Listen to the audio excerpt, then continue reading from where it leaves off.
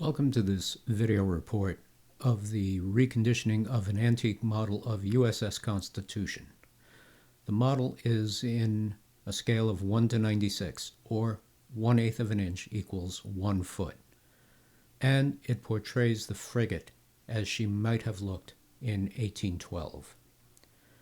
The model was commissioned by my client's grandfather about 1927, and it has been in the family ever since.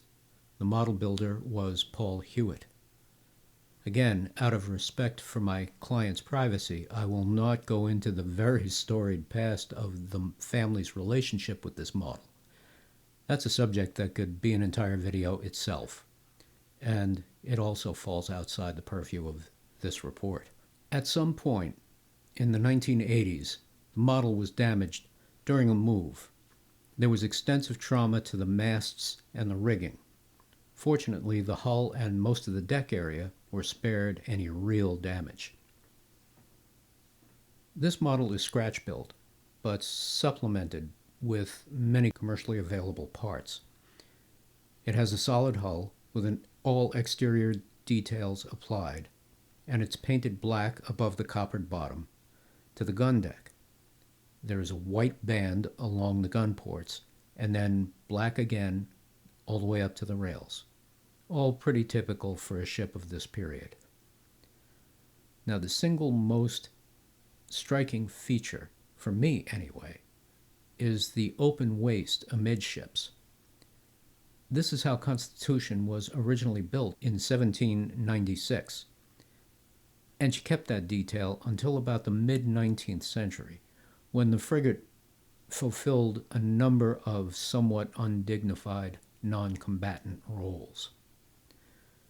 During the extensive rebuild in 1927, it was decided to close the bulwarks in amidships, giving the frigate a solid appearance in profile. And it stayed that way until about 2010, when she underwent another major rebuild and restoration in preparation for the 200th anniversary of the War of 1812. After the 1927 rebuild was complete, plans of the updated ship were now available. Model kit manufacturers and scratch builders alike used these plans for the next 80 years. The resulting widespread use of these plans produced literally thousands of models of Constitution that, ironically, bore only the broadest resemblance to the ship that so heroically carved its way into the American identity. This one feature alone of Mr. Hewitt's rendition of Constitution, that open waist, makes it unique among the many thousands of the subject produced before 2012. Now, to their credit, kit manufacturers and plan services updated the plans to reflect Constitution's more historically correct appearance.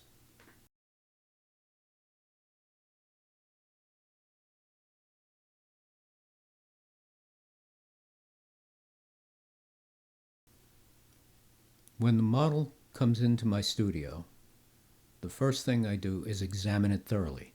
Many photos and notes are made. Differences in the types of damage are also noted. For example, are those broken rigging lines just degraded lines that would have broken anyway, or were they caused by the trauma? Has someone else made repairs or alterations before me? If so, are they sound repairs, and should they be left on the model? Or should they be removed and done more in keeping with the original builder's style? With the idea of reconditioning this model, as opposed to restoring it, I decided that the guiding principle in this case would be to do the least invasive thing first. Always a wise course of action. Anything that was original and was still sound, or could be made sound, would remain. All else would be removed and replaced to match the original as closely as my skills would allow.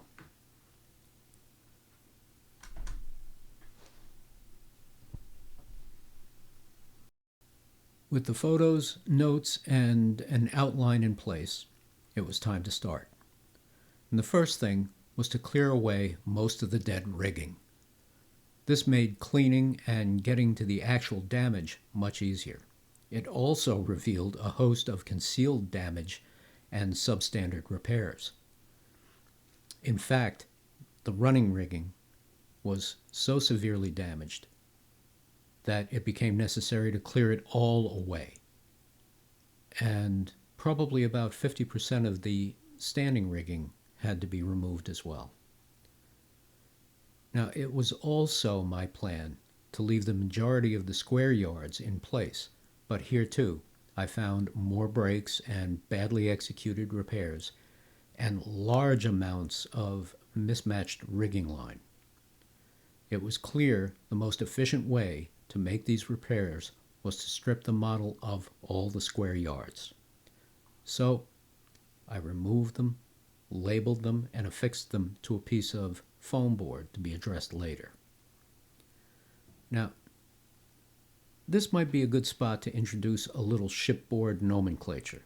I will be referring, quite often as it turns out, to various parts of the masts and yards. To make it easier to remember, I'll only deal with the masts here.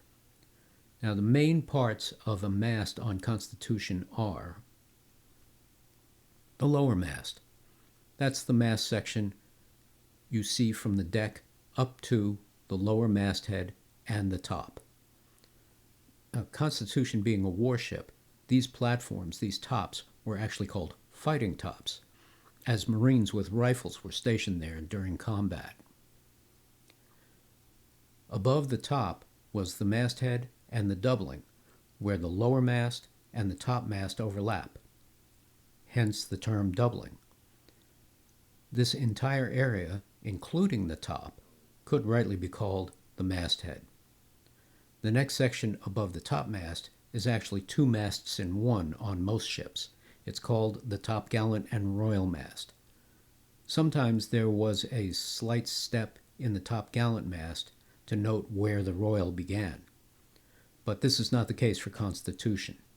Since Constitution carried skysails and sky poles, there were cross trees installed at the appropriate spot on the royal mast for the sky pole to be stepped into and the skysail yards installed. And the last section is the sky pole. Now, I'm not sure if these were permanent features or whether they were rigged and downrigged as conditions dictated. These were fair weather sails and, like the stunsails, were only used when weather permitted. Now let's get back to the model.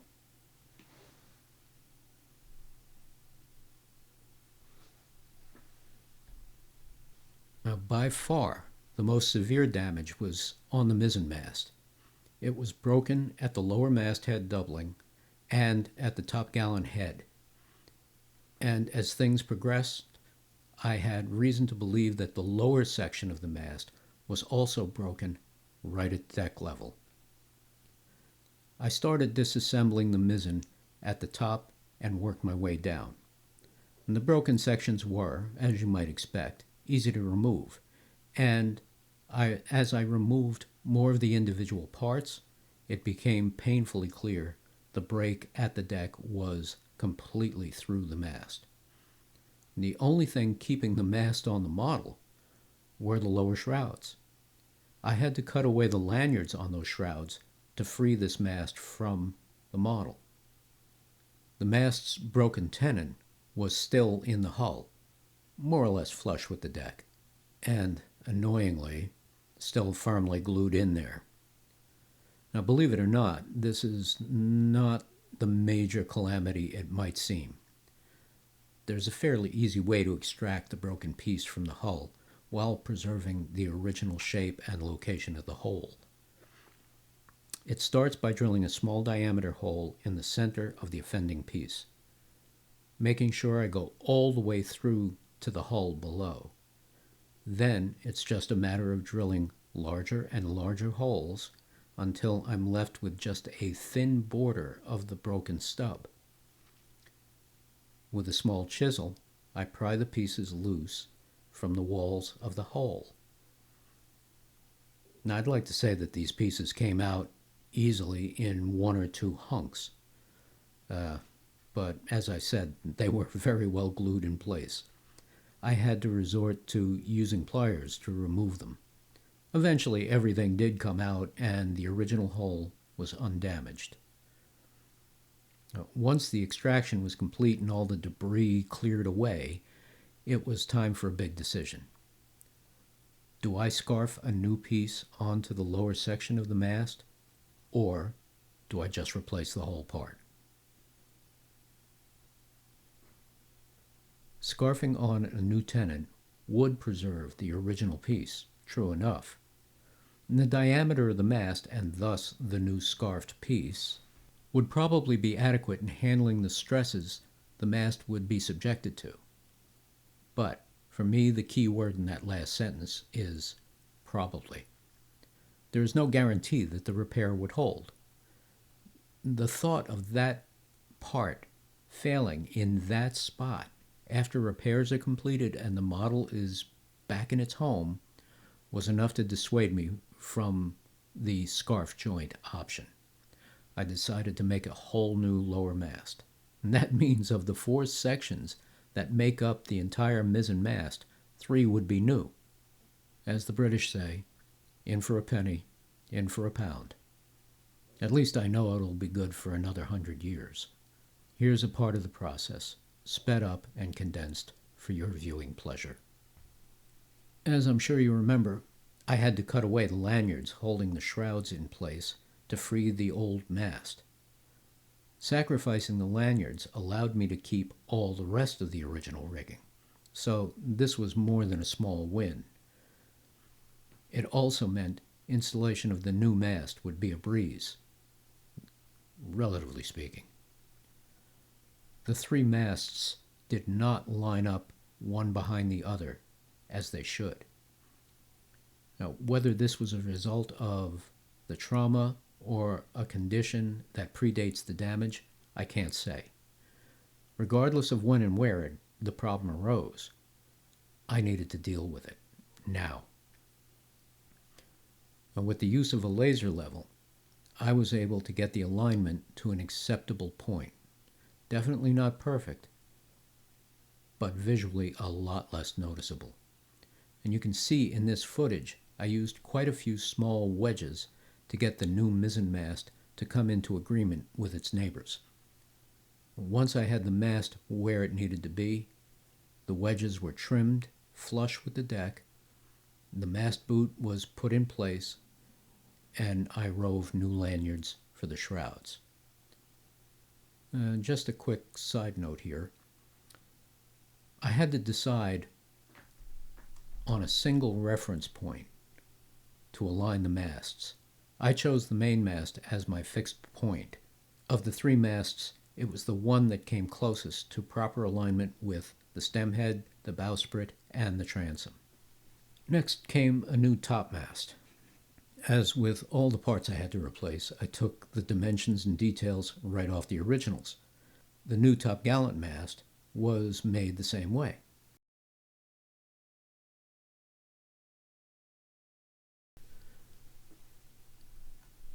When I first examined the model back in 2014, I didn't notice that the foremast had a slight backward bend. But once it was in the studio, I did see that bend, and that led me to discover another anomaly, a small forward thrust to the topmast right at the mast cap. On closer examination, I found a large wad of glue, and that can only mean one thing. The topmast was broken, and a misguided attempt was made to keep it in place with an amazing amount of glue. It didn't work. I know that sounds like a put-down, but on further reflection I realized it was probably the smarter thing to do, even though it made a couple of aspects of my job harder. Here's my thinking. If that repair person did not possess the tools or the knowledge or the constitutional fortitude to attempt the removal and replacement of that broken section of the mast, then the prudent thing to do was to stabilize it to the best of their abilities and resources and leave the more involved repair for the next guy.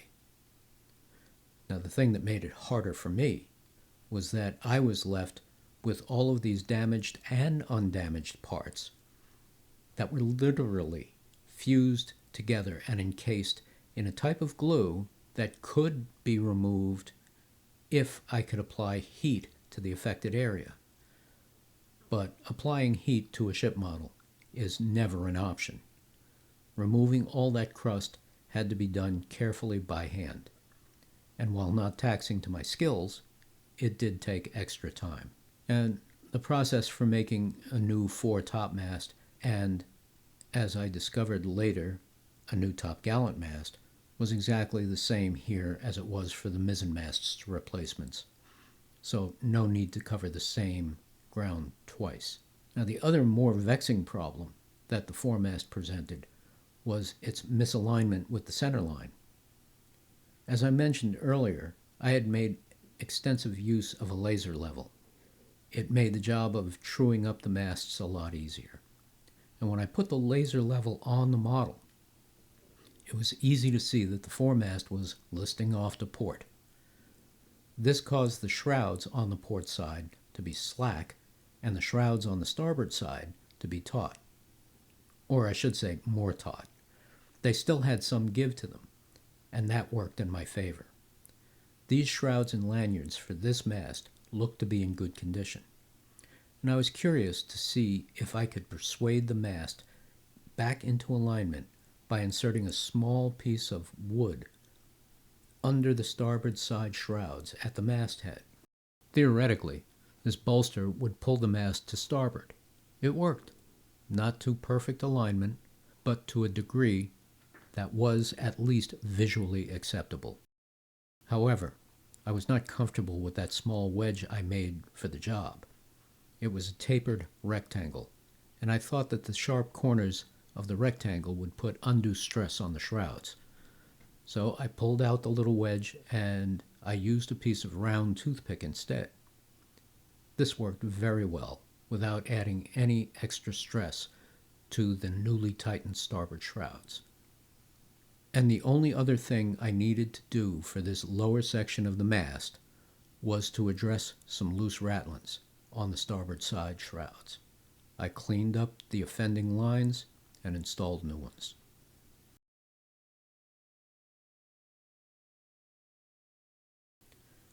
Constitution's head rigging is fairly complex, and Mr. Hewitt did a pretty good job of reproducing it. But, sad to say, not enough of it survived the trauma to make it worth trying to save. And the point was made very clear when I discovered that much of what I was removing was already degraded to the point of failing anyway. And with the dead rigging cleared away, I saw that the flying jib boom had a diagonal break fairly close to the spar cap that secured it to the jib boom. The repair person tried to keep it in place with, yes, large amounts of Elmers, but as we've seen elsewhere, that didn't work. I made a suitable replacement. It was fitted, installed, and painted to match its surroundings.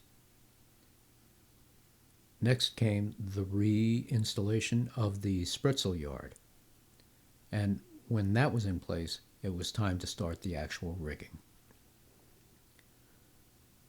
For rigging of this very prominent feature, I consulted a number of books on Constitution and found that most agreed on the major points and only disagreed on some of the minor ones.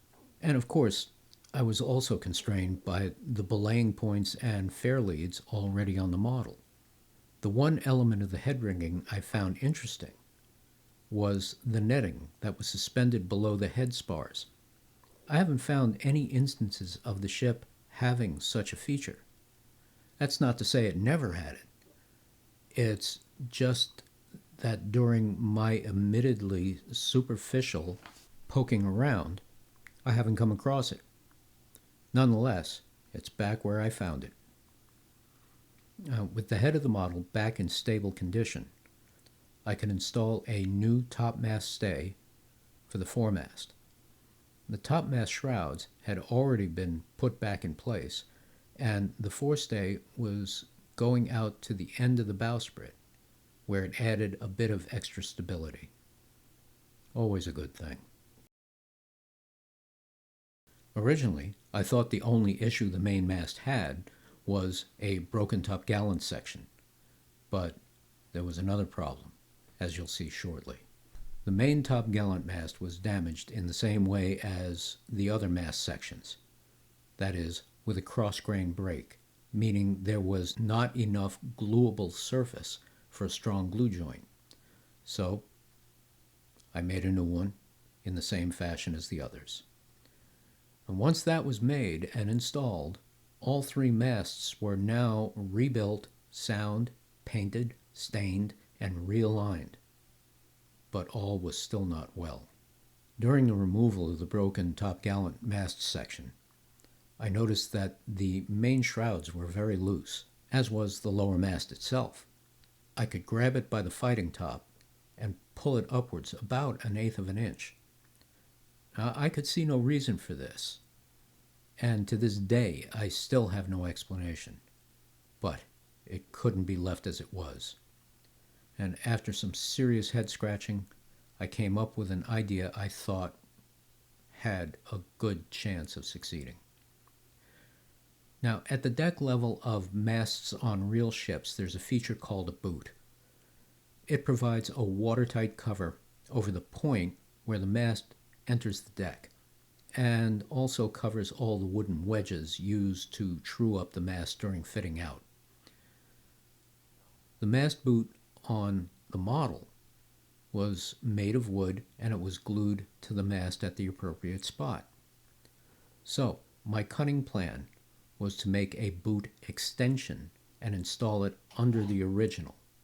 This should, in theory, return the model to its original height, take the slack out of the lower shrouds, while preserving the original builder's work. I started off camera by making a wooden washer. I left it a bit oversized to give myself some wiggle room. As it turned out, I hit the dimensions just about dead on. I only needed to reduce it by a few thousandths at the aft end to account for the rake of the mainmast. I cut the washer in half and made sure the fit was tight, but not too tight. The Zen must have been flowing that day pretty freely. I managed to get the exact fit I was looking for. I painted the two halves to match the boot, and when dry, I slid one half under the mast to support it, while I glued the opposing half. Then did the same on the other side, and the problem was solved. You can see me testing the tension of the shrouds. There was just enough to make them appear taut without adding any unnecessary tension. I'm going to take a moment here to recap. To this point, I've replaced 3 of the 4 parts of the mizzen mast, 2 parts of the upper section of the foremast, the topgallant section of the mainmast, and the flying boom. Of the 19 stationary spars on the model, nearly a third are new. Now, back to the model.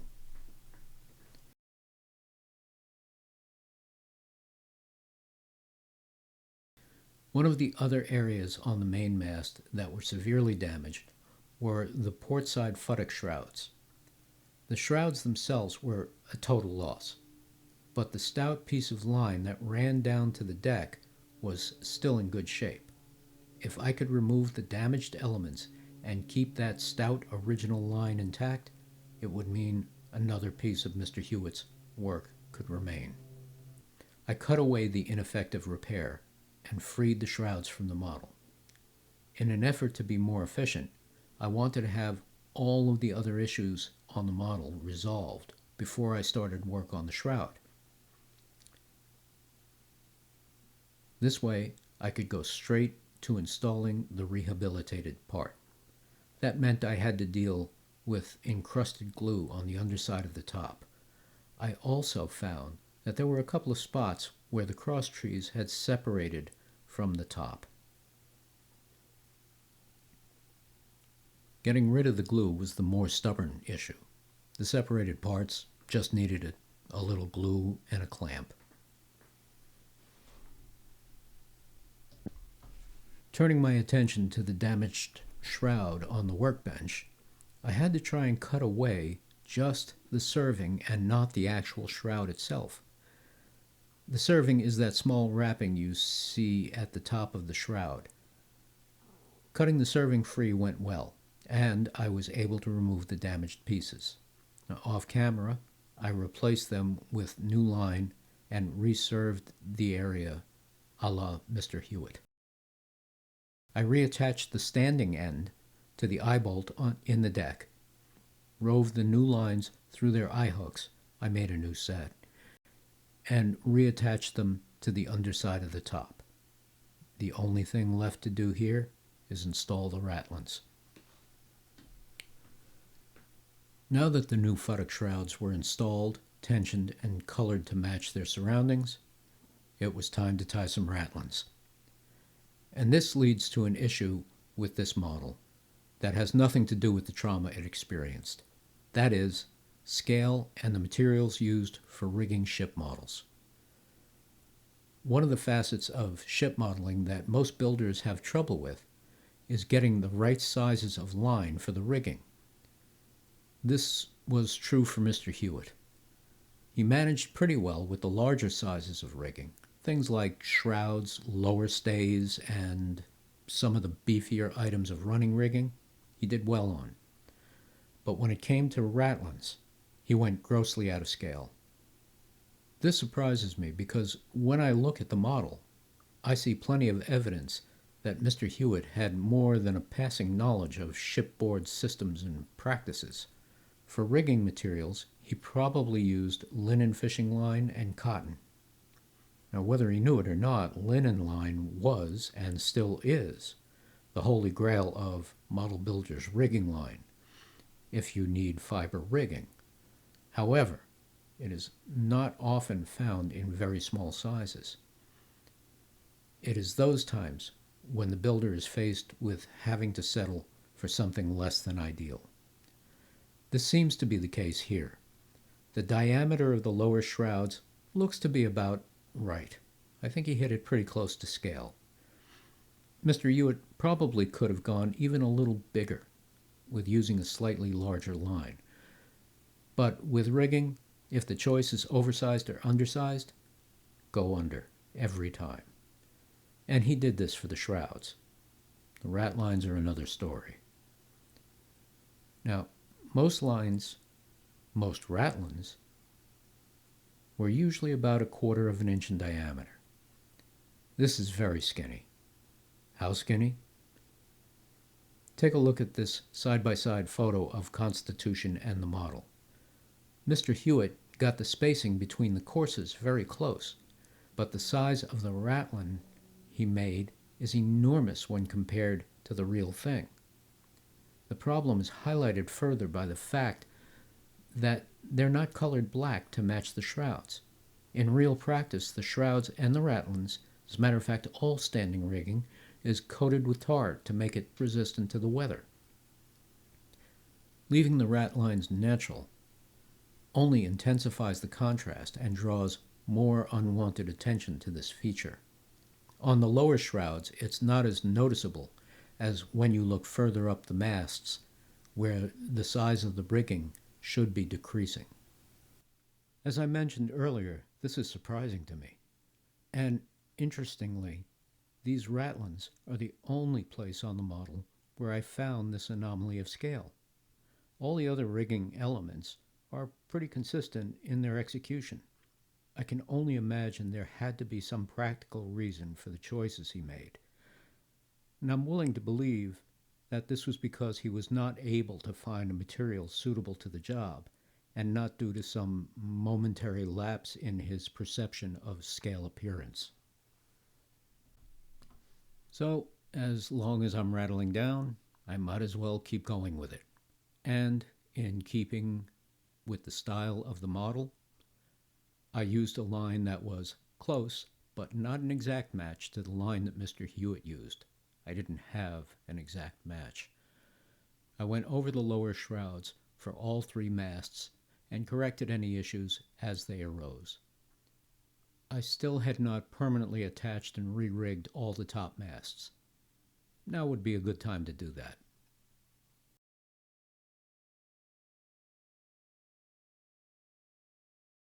The topmast shrouds for all three masts were in rough shape. Of the 6 sets on the model, 2 had to be replaced completely. That was the one you saw me rattling down in the last chapter. The others had individual shrouds that were broken and parted rattlings. I thought I would try a new approach to this kind of repair, one that, if it worked, would preserve more of the original work. Using a conservation-grade adhesive, I would attempt to reattach the parted lines. I had no idea if this would A, work at all, or B, if it would hold up to the stress of being drawn tight once reinstalled on the model. I know museums have used this type of adhesive for these types of repairs on their objects, and I thought that this might be the right application for it. So I started with a clean, flat work surface. I taped down the damaged shroud at the lower end. Next, I aligned the shrouds as they would look if there were no breaks, and then taped down the upper end. If the break goes back together naturally, then I could just apply the adhesive, let it dry. There were a couple of times when more than one application was needed to bridge the small gap. And in 1 or 2 instances, I had to add some extra weight to make sure everything kept in place until the glue dried. You'll notice that the glue immediately makes the lines darker, but this glue, unlike regular CA glue, will dry clear. You can see in the video, the glue appears pretty viscous. In this particular application, that worked in my favor. But by adding some solvent, the glue can be tailored to specific applications. I thinned down the glue to an almost water-like consistency because I wanted to use it to saturate the shrouds and reinforce them. I brushed the thinned down adhesive anywhere I suspected the shrouds might be weaker and in danger of failing.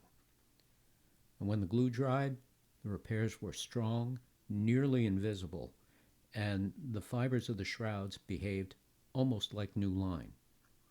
The repairs stood up nicely to being reinstalled, and this method allowed me to preserve more of the original work. Another win-win. I set up and installed the 2 topmast shroud sets I referred to earlier, along with all the originals that needed reconditioning. And as much as it pained me to do so, I tried to come close to the oversized rattlings Mr. Hewitt used.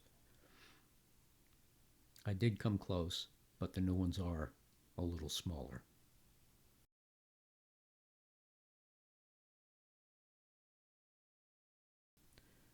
Usually, when I have to clean and repair a model, the cleaning is the first thing I do. But because Constitution is a complex subject, and given the extent of the damage, it made more sense to clear away everything from the model that didn't absolutely need to be there. I even did quite a bit of repair before the cleaning took place. The Mizzen mast was a good example of that. Now, with all the invasive repairs done, it was finally time to clean the model. And it makes sense to clean a model the same way you would clean a house, from the top to the bottom. Since nearly everything above the deck had either been removed or repaired, and thus cleaned already, I could start right in at the deck level. Now, the method I most often use is called the enzyme method. It sounds pretty complicated, but all that highfalutin name means is that you take a cotton swab like a Q-tip, wet it with your saliva, and clean the object. Now, right about now, you're probably thinking, you mean I've got your slobber all over my boat? No, not really. Our saliva has a lot of useful cleaning agents, and they are perfect for removing surface grime, soot, smoke, nicotine residue, and a host of other things that are not strictly necessary for optimizing your model's appearance. It doesn't have to be rinsed off like a soap and water approach. It does not affect paints, stains, or varnishes like a solvent would. And when it dries, which it does quickly, it's pH neutral and leaves no film or residue. Museums have been using this method for a long time on their objects, and it's one of the favored tools in their arsenals. What more could you ask? And as you can see, it works pretty well.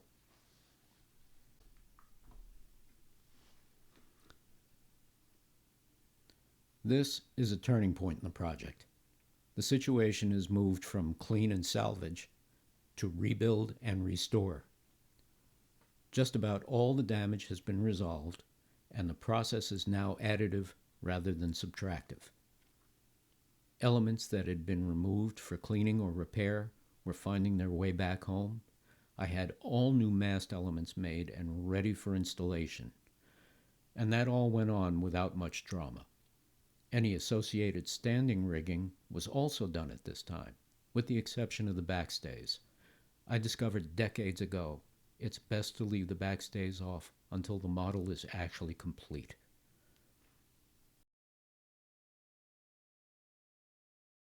I originally thought I would be able to keep the yards on the model during the repairs.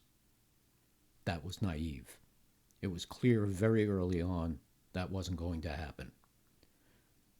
As I took them off, they were affixed to a piece of foam board and their positions clearly noted.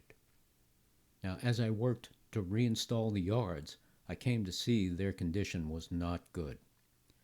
There were breaks and damage caused by the trauma, but they also had other issues beyond that as well. And there were 2 yards that needed special attention. One had snapped, I'm assuming during the trauma, and it was glued back together by the repair person. But the pieces were misaligned, and as with other repairs, a completely unnecessary amount of glue was used. Since it would have taken much longer and much greater effort to separate the pieces, clean them, and try and repair them effectively, I just made a new spar. Now the other was the main topgallant yard that had been damaged on one end. Now here the repair person just simply shortened the yard by carving a new yard arm at the end. Now this one almost escaped detection, but 2 things gave it away. One was the shape of the new yard arm. It didn't match the other one. And the second giveaway was the sling for attaching it to the mast was not in the center of the spar, and the jackstay eye bolts were asymmetrical. Everything was off by about 5/16 of an inch. And rather than replace the whole yard, I decided to splice a piece on, carve it down, and paint it in. And it worked out well. There were other mistakes I found along the way, such as one yard had been reattached to the mast, yes, with copious amounts of glue, in an orientation that was actually 90 degrees from how it should have been. Another one was the main course had a broken yard arm. Rather than replace that whole yard, I knew I could just make a new yard arm and install it on the broken end. Quite a few of the stunsel booms were missing, and the repair person replaced them with bamboo skewers. He didn't even bother to take the time to get them close in size or appearance to the originals he was replacing.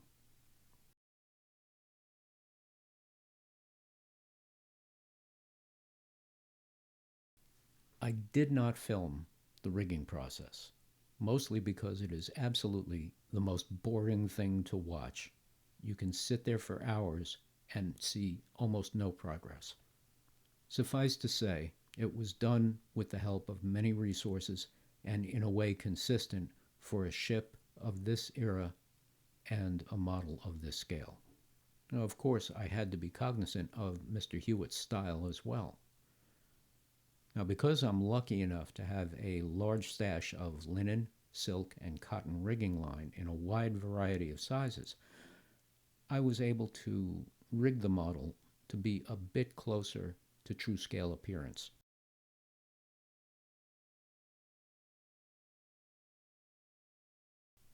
From my first meeting with my client, it was clear to me that this was a person who had a great appreciation for the history of this model and the important role it has played in his family's past for nearly a century.